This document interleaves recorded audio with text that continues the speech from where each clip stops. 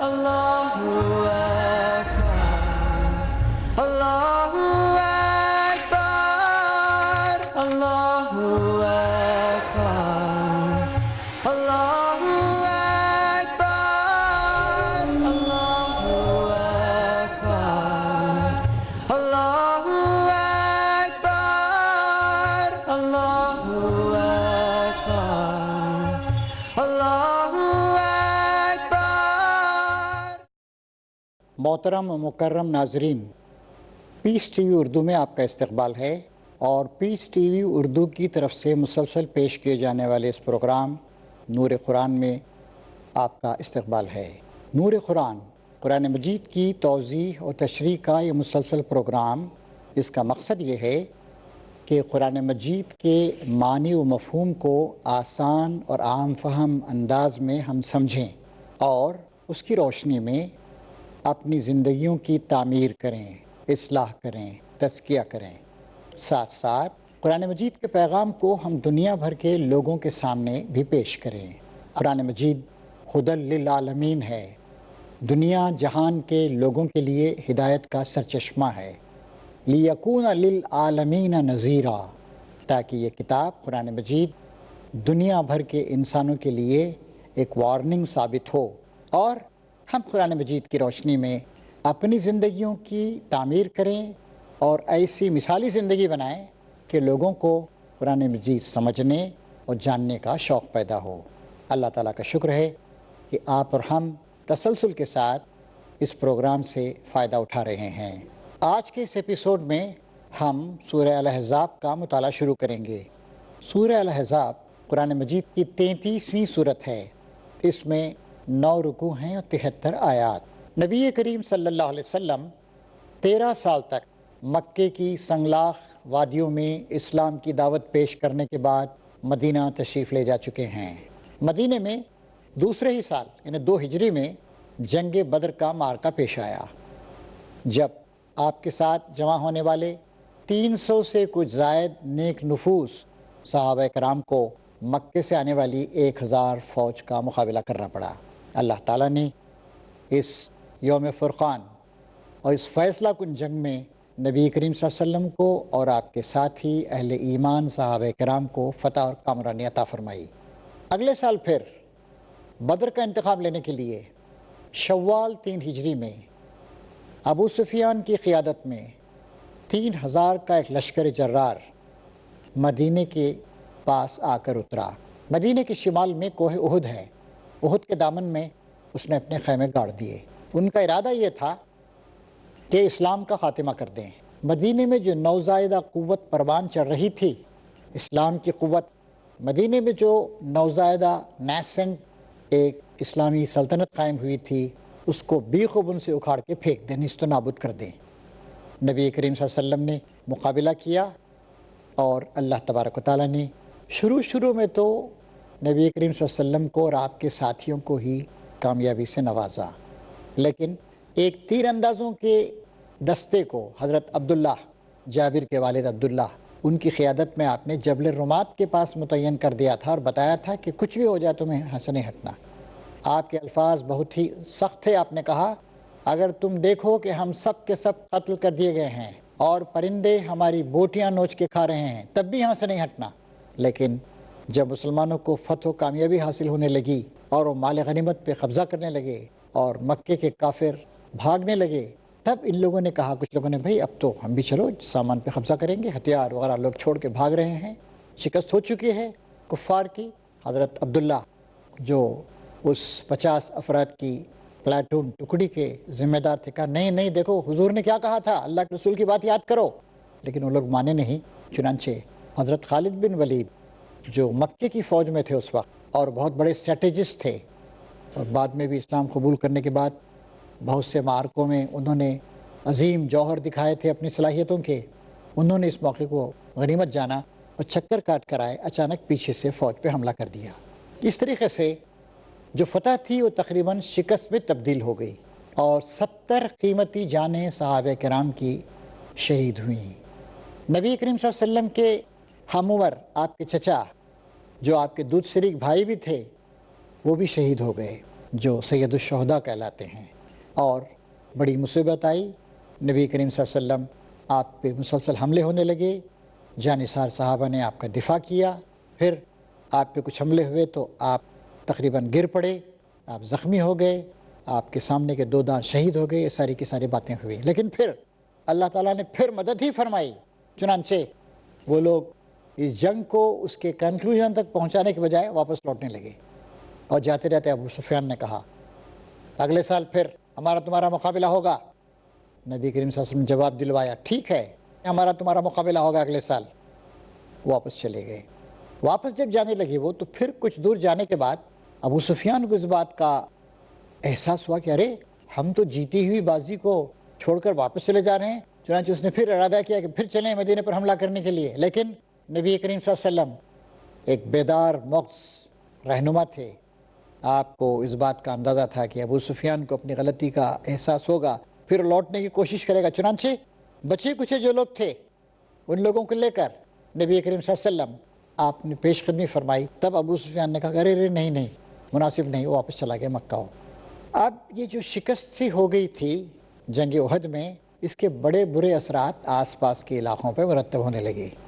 دنیا دلائل کو بھی سمجھتی ہے لیکن طاقت کو بھی سمجھتی ہے، اور طاقت کی ایک اہمیت ہوتی ہے۔ دنیا کے جو سرکش، جابر، ظالم اور برے لوگ ہوتے ہیں وہ طاقت کی دلیل کو زیادہ سمجھتے ہیں۔ چنانچہ یہ جو پانسا پلٹ گیا تھا، اس کی وجہ سے مدینے میں قائم شدہ نوزائیدہ اسلامی حکومت کا امپریشن بہت زیادہ خراب ہونے لگا اور ان کا روب داب کافی گھٹ گیا۔ چنانچہ غزوہ احد کے صرف 2 ماہ بعد ہی بنی اسد کے لوگوں نے یہ پلاننگ کی کہ مدینے پر ایک چھاپہ مارے۔ نبی کریم صلی اللہ علیہ وسلم آپ کو اس بات کا اندازہ تھا، ان کے چھاپہ مارنے سے پہلے آپ نے وہاں پر آپ نے اس کا توڑ کیا، چنانچہ وہ لوگ اپنا سامان وغیرہ چھوڑ کر بھاگ نکلے وہاں سے۔ اسی طریقے سے ایک اور دردناک واقعہ پیش آیا کہ کچھ لوگ نبی کریم صلی اللہ علیہ وسلم کے پاس آئے، کہا کہ آپ ہمارے پاس لوگوں کو اسلام سمجھانے کے لیے کچھ لوگوں کو بھیجیں۔ چنانچہ آپ نے 7 افراد کو بھیجا، جن میں سے 4 کو انہوں نے راستے میں دھوکہ دے کے قتل کر دیا، اور 2 حضرات کو پکڑ کر مکہ لے گئے اور مکے میں جو ان کے دشمن تھے ان کے سپرد کر دیا، ان کے پاس بھیج دیا۔ پھر اسی طریقے سے بنی عامر نجد کا ایک قبیلہ تھا، اس نے حضور صلی اللہ علیہ وسلم سے درخواست کی کہ آپ ہمارے پاس تبلیغ و اشاعت کے لیے، لوگوں کو سمجھانے کے لیے، ان کی اصلاح کرنے کے لیے اپنے کچھ صحابہ کو بھیجیں۔ اور 2 روایتیں ہیں، 40 افراد یا 70 افراد، بہت قیمتی تھے افراد، اصحاب صفہ میں سے یہاں پر بھیجے، لیکن ان کو بھی دھوکہ دیا گیا اور راستے میں ہی دھوکہ دے کر ان سب کو ختم کر دیا گیا۔ اسی طریقے سے بنو نذیر، یہ قبیلہ مدینے کے جنوب میں آباد تھا۔ بنو نذیر کا حسد اور ان کی دشمنی بڑھنے لگی، یہودی قبیلہ تھا۔ چنانچہ ان لوگوں نے پہلے کئی طرح کی گڑبڑیں کی، پھر اس کے بعد انہوں نے ایک معاملے کا فیصلہ کروانے کے لیے نبی کریم صلی اللہ علیہ وسلم کو اپنے قبیلے میں بلایا، اور انہوں نے سازش تیار رکھی تھی کہ ایک شخص اوپر چڑھ کر ایک بہت بڑا پتھر حضور پہ گرا دے گا اور آپ کو شہید کر دیا جائے گا۔ لیکن اللہ تعالیٰ نے نبی کریم صلی اللہ علیہ وسلم کو اس خطرے سے آگاہ کر دیا، اور پھر اس کے بعد اس شرپسند قبیلے کو وارننگ دی گئی کہ 10 دن کے اندر اندر یا تو تم لوگ اس علاقے کو خالی کر کے اس غداری کی وجہ سے چلے جاؤ، ورنہ پھر تمہاری خیریت نہیں، تمہارا محاصرہ کر لیا جائے گا۔ اور انہوں نے کہا کہ ہم ایسے جائیں گے وائیں گے نہیں، آپ جو ہو سکتا ہے کر لیجیے۔ حالانکہ بنو نذیر جو نئی اسلامی حکومت قائم ہوئی تھی، اس کے معاہد تھے، معاہدہ کیا تھا کہ ہم اور آپ سب کے سب مل کر یہاں پر نظم چلائیں گے، اور باہر سے اگر کوئی حملہ ہوگا تو ہم اور آپ سب مل کر مدینے کو ڈیفینڈ کریں گے۔ انہوں نے غداری کی تھی اور اللہ کے رسول کو قتل کرنے کی سازش کی تھی۔ چنانچہ 10 دن کے بعد ان کا محاصرہ کر لیا گیا۔ اس وقت عبداللہ بن ابی جو منافق تھا، منافق رہا اور سازشیں کرتا رہا، اور نفاق کی حالت میں اس نے جان دی۔ اس نے ان سے کہا مت ہٹو وہاں سے، جاؤ مت، میں 2000 افراد سے تمہاری مدد کروں گا وغیرہ وغیرہ۔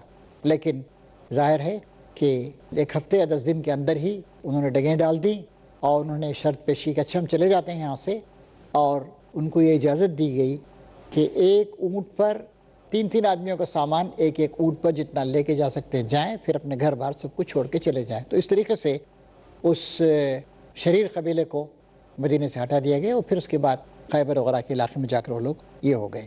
اس سے آپ سمجھ سکتے ہیں کہ کیسا خراب ماحول تھا، کیسی شرپسندی تھی، کیسے جھگڑے تھے، اور اللہ کے رسول محمد صلی اللہ علیہ وسلم کو جو اللہ کے دین کو پھیلانے کے لیے آئے تھے، جو دنیا میں ایک نئے دور کا آغاز کرنے کے لیے آئے تھے، جو خدا پرستی کی روایات کو عام کرنے کے لیے آئے تھے، جو اخلاق و کردار کو اونچا اٹھانے کے لیے آئے تھے، جو ظلم کا خاتمہ کرنے کے لیے آئے تھے، جو نظام انصاف قائم کرنے کے لیے آئے تھے، کتنی تکلیفیں اٹھانی پڑیں، کیسے کیسے شریر لوگ تھے، کیسے کیسے شرپسند لوگ تھے، کیسے کیسے بدماش لوگ تھے، کیسی کیسی قوتیں تھیں، کیسے کیسے مفادات تھے، اور بعد میں اسلامی حکومت کا پرشین امپائر سے مقابلہ ہوا، اور خود نبی کریم صلی اللہ علیہ وسلم کے زمانے میں رومن امپائر سے آپ کا مقابلہ شروع ہو گیا۔ ہوتا یہ ہے کہ جب بھی کوئی اصلاحی تحریک اٹھتی ہے، اور انبیاء کرام کی تاریخ اس بات کی گواہ ہے، پرانے لوگ، پرانے نظاموں کے علمبردار لوگ وہ اس کو برداشت نہیں کرتے، ٹھنڈے پیٹوں برداشت نہیں کرتے، ہر طرح کے وہ گر استعمال کرتے ہیں، ہر طرح کی سازشیں کرتے ہیں، اور نظام حق کو قائم ہونے نہیں دیتے۔ آج بھی ہم دنیا میں دیکھتے ہیں کیسے کیسے پروپیگنڈے کیے جاتے ہیں، کیسا جھوٹ بولا جاتا ہے، کیسا مس ریپرزینٹ کیا جاتا ہے اسلام کو۔ چنانچہ ہم دیکھتے ہیں کہ نبی کریم صلی اللہ علیہ وسلم ایک بیدار مغز، ایک سربراہ کی حیثیت سے، اللہ کے رسول کی حیثیت سے ان سارے کے سارے معاملات میں لوگوں کی رہنمائی کر رہے تھے، اور بڑی مشکل اور بڑے سخت حالات میں آپ نے اسلام کے قافلے کو آگے بڑھایا۔ حاضرین کرام، وقت آ گیا ہے بریک کا، ہم ایک چھوٹا سا بریک لیں گے، اور بریک کے بعد وہ پس منظر، بیک گراؤنڈ جس میں جنگ احزاب منعقد ہوئی، اس وقت کے جو حالات تھے، انشاءاللہ اس کا ذکر ہم کریں گے۔ سورہ احزاب کو اور سورہ احزاب کے مضامین کو سمجھنے کے لیے یہ پس منظر سمجھنا بہت مفید ہی نہیں، ضروری بھی ہے۔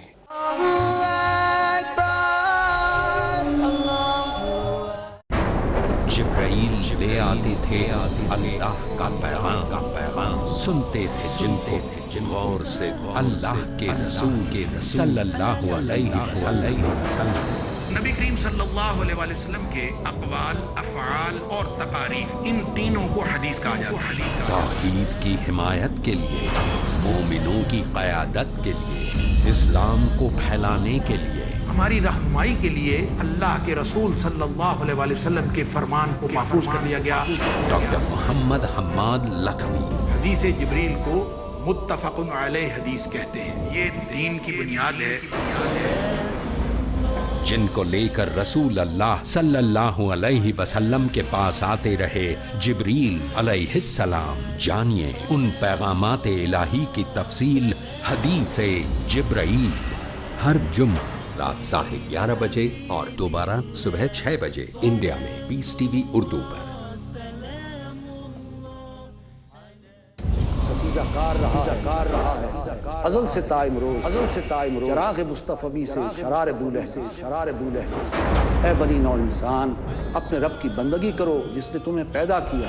ایمان و انسانیت کی حفاظت ہو۔ اے نبی ان سے کہہ دیجئے کہ اگر تم اللہ سے محبت کرنا چاہتے ہو تم میری اتباع کرو، اللہ خود تم سے محبت کرنے لگ جائے گا۔ کفر و شرک کی مخالفت ہو۔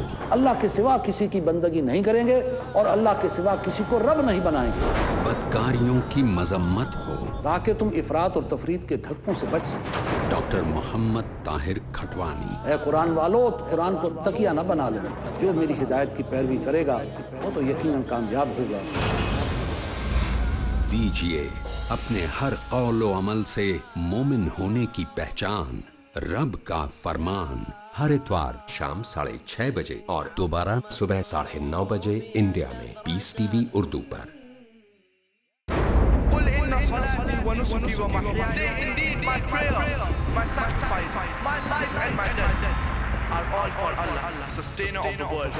الداعی dynamic, I challenge any human being to point out a single fundamental of Islam in youthful quest، which is against humanity as a whole.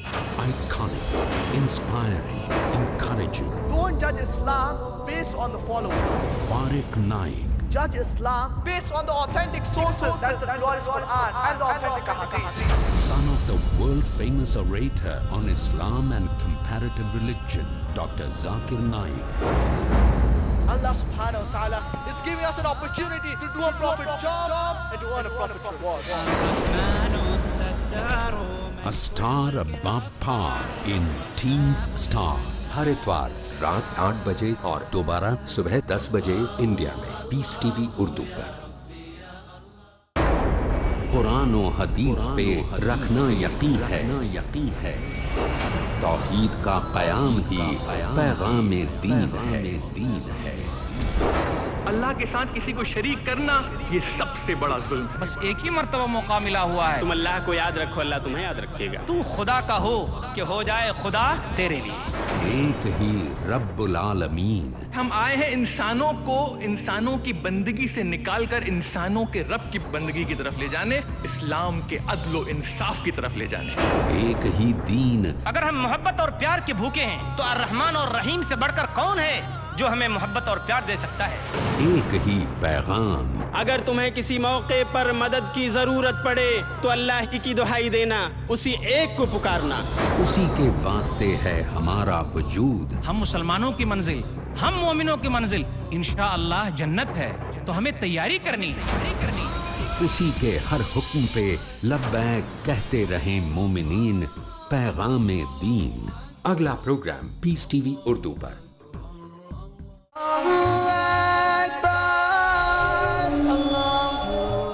محترم و مکرم ناظرین، پیس ٹی وی اردو میں آپ کا استقبال ہے اور پیس ٹی وی اردو کی طرف سے مسلسل پیش کیے جانے والے اس پروگرام نور قرآن میں آپ کا استقبال ہے.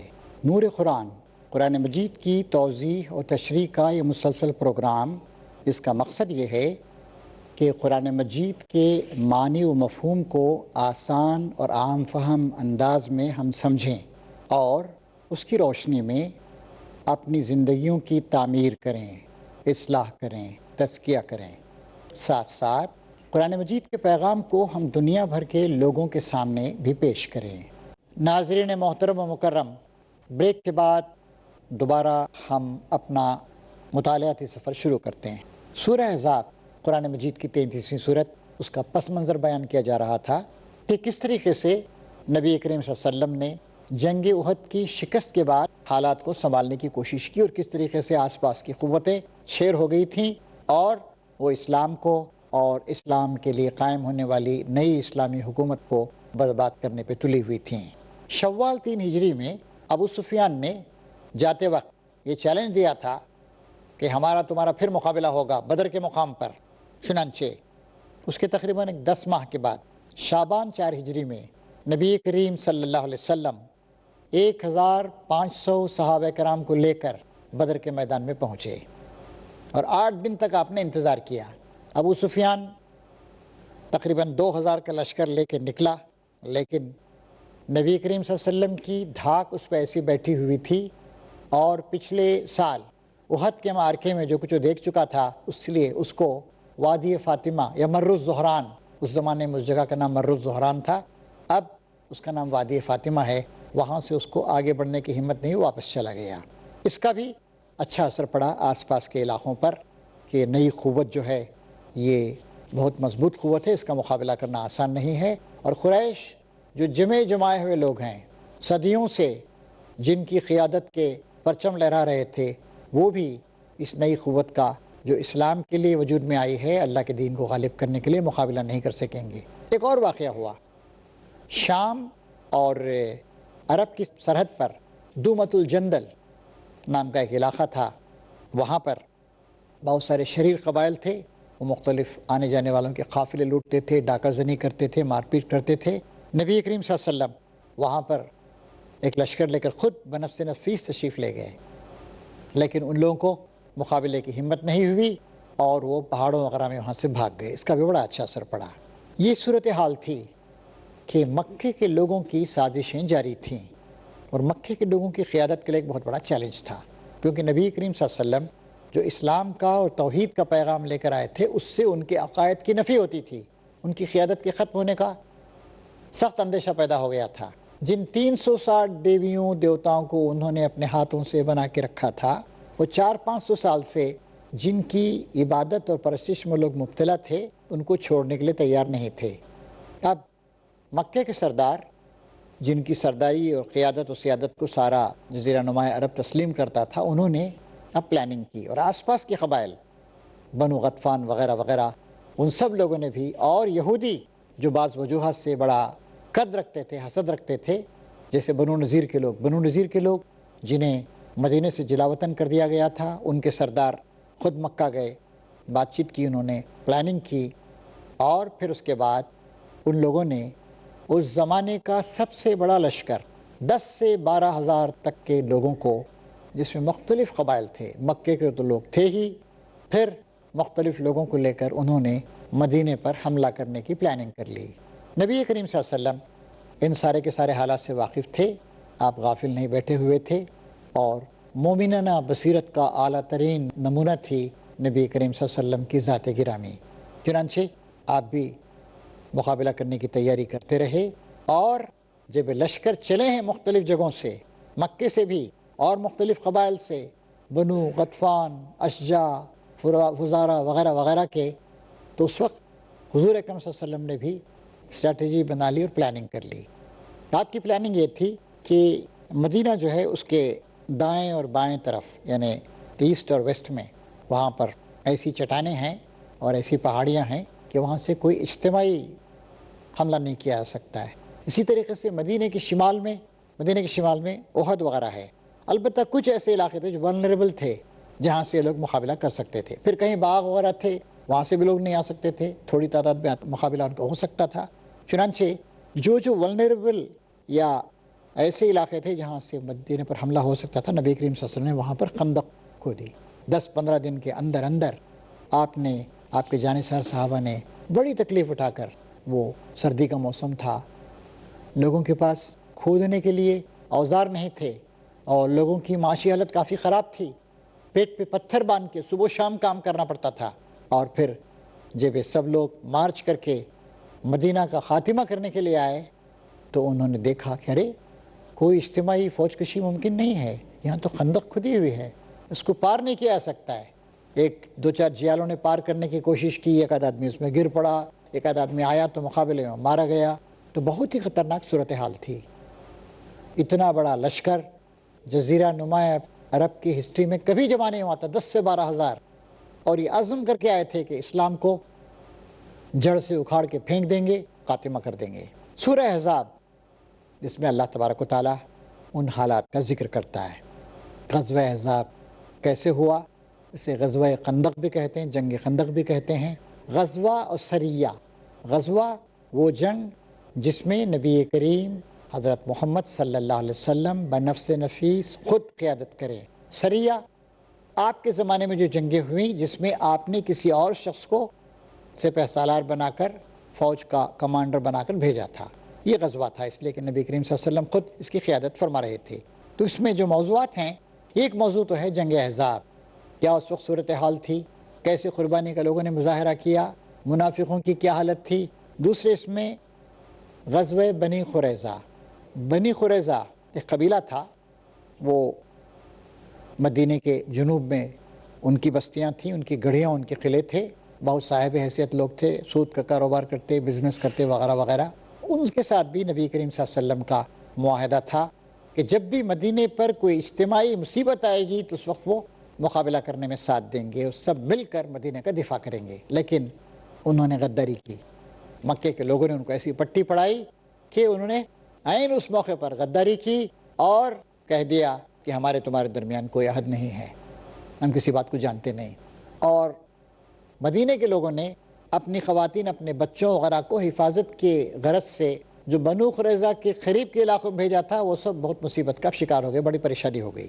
تیسری بات جو اس صورت میں سورہ احزاب میں ہمارے سامنے آتی ہے وہ یہ ہے کہ کئی اصلاحی کام کیے گئے۔ مثلا جن لوگوں کو متبنہ، لے پالک یا ایڈاپٹڈ سن بنا لیا جاتا تھا، اس رسم کو ختم کرنا تھا، کیونکہ اس سے طرح طرح کی خرابیاں پیدا ہونے کا اندیشہ تھا، اور کچھ خرابیاں پیدا بھی ہوتی تھیں۔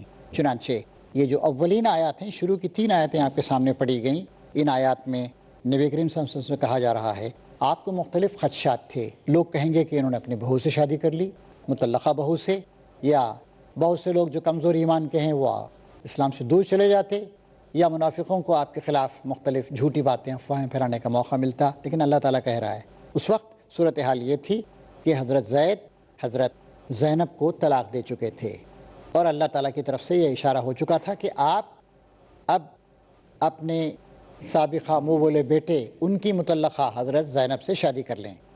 اے نبی، اللہ سے ڈرو۔ نبی کو اللہ سے ڈرنا چاہیے، کسی اور سے نہیں ڈرنا چاہیے۔ کفار و منافقین کی اطاعت نہ کرو۔ کفار و منافقین سے آپ کو ڈرنے کی ضرورت نہیں ہے۔ حقیقت میں علیم اور حکیم تو اللہ ہی ہے، اللہ تعالیٰ جانتا ہے۔ اللہ تعالیٰ نے آپ کو حکم دیا ہے، آپ کے جذبات کیا ہیں، آپ کے خیالات کیا ہیں اور آپ کے موٹیوز کیا ہیں، اللہ تعالیٰ جانتا ہے۔ پیروی کرو اس بات کی جس کا اشارہ تمہارے رب کی طرف سے تمہیں کیا جا رہا ہے۔ تمہارے رب کی طرف سے تمہیں اشارہ کیا جا رہا ہے کہ متبنہ کے سلسلے کی جو غلط رسم ہے اس کو توڑنے کے لیے تم کو اس وقت اپنے منہ بولے بیٹے حضرت زید کی متعلقہ حضرت زینب سے نکاح کرنا ہے، اس کی تمہیں پیروی کرو۔ اللہ ہر اس بات سے باخبر ہے جو تم لوگ کرتے ہو۔ وتوکل علی اللہ وکفیٰ باللہ وکیلا، اللہ پہ توکل کرو، اللہ ہی وکیل ہونے کے لیے کافی ہے۔ یہ بھی دیکھیے کتنا ایک مشکل مرحلہ تھا جو نبی کریم صلی اللہ علیہ وسلم کی زندگی میں پیش آیا۔ محترم حاضرین، اس وقت ہمارا وقت ختم ہو رہا ہے، اس لیے انشاءاللہ ہم اگلے ایپیسوڈ میں اس واقعے کو دوبارہ اس کا مطالعہ کریں گے۔ اس وقت تک کے لیے ہم کو اجازت دیجیے۔ وآخر دعوانا